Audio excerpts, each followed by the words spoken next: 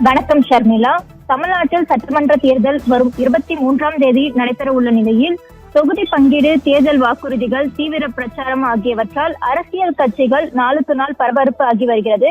குறிப்பாக ஆட்சியை தக்க வைத்துக் கொள்ள திமுக தலைமையிலான கூட்டணி பல்வேறு தேர்தல் நடவடிக்கைகளை முன்னெடுத்து வருகிறது.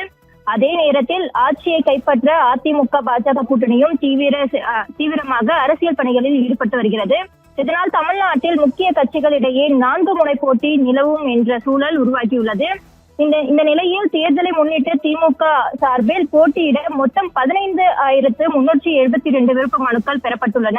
குறிப்பாக விருப்ப மனு அளித்தவர்களுக்கான நேர்காணலானது நேற்றைய முன்தினத்திலிருந்து வரும் 22ஆம் தேதி வரை நடைபெறும் என அறிவித்திருந்த நிலையில் அதன்படி சென்னை அண்ணா அறிவாலயத்தில் இன்று 3வது நாளாக நேர்காணலானது நடைபெற்று வருகிறது.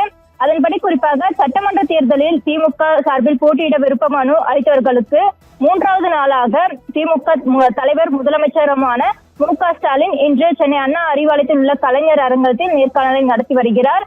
அதன்படி இன்று காலை கரூர், நாமக்கல் கிழக்கு, நாமக்கல் மேற்கு மற்றும் ஈரோடு வடக்கு, ஈரோடு தெற்கு, ஈரோடு மத்திய, தொடர்ந்து கோவை வடக்கு, கோவை தெற்கு, திருப்பூர் வடக்கு, திருப்பூர் மத்திய, அதே போல நீலகிரி ஆகிய மாவட்டங்களில் உள்ள தொகுதிகளுக்கான நேர்காணலானது நடைபெற்று வருகிறது. குறிப்பாக 3வது நாளான இன்று திமுக தலைவர் முதலமைச்சருமான மு.க. ஸ்டாலின் நேர்காணலை தற்போது வரை நடத்தி வருகிறார். குறிப்பாக நேர்காணலில் முன்னாள் அமைச்சர் செந்தில் பாலாஜி, அமைச்சர் கயல்விழி செல்வராஜ், சுவாமிநாதன், மதிவேந்தன் ஆகியோர் கலந்து கொள்கிறார்கள்.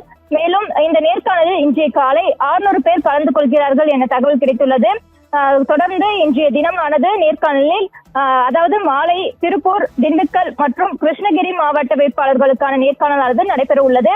தொடர்ந்து நாளை ராணிப்பேட்டை, வேலூர், திருப்பத்தூர் மற்றும் திருவண்ணாமலை மாவட்டங்கள் சேர்ந்தவர்களுக்கும், அன்றைய தினமே மாலை தர்மபுரி, சேலம், கள்ளக்குறிச்சி மாவட்டங்களை சேர்ந்தவர்களுக்கும் நேர்காணலானது நடைபெற உள்ளது. குறிப்பாக இந்த நேர்காணல் செயல்முறை முடிவடைந்ததும் தொகுதி வாரியாக திமுக வேட்பாளர் பட்டியல் விரைவில் அதிகாரப்பூர்வமாக அறிவிக்கப்படும் என கட்சி தரப்பிலிருந்து எதிர்பார்ப்பானது நிலவி வருகிறது. இதனால் கட்சி தொண்டர்கள் மற்றும் ஆதரவாளர்களிடையே பெரும் எதிர்பார்ப்பானது ஏற்பட்டுள்ளது. ஷர்மிளா.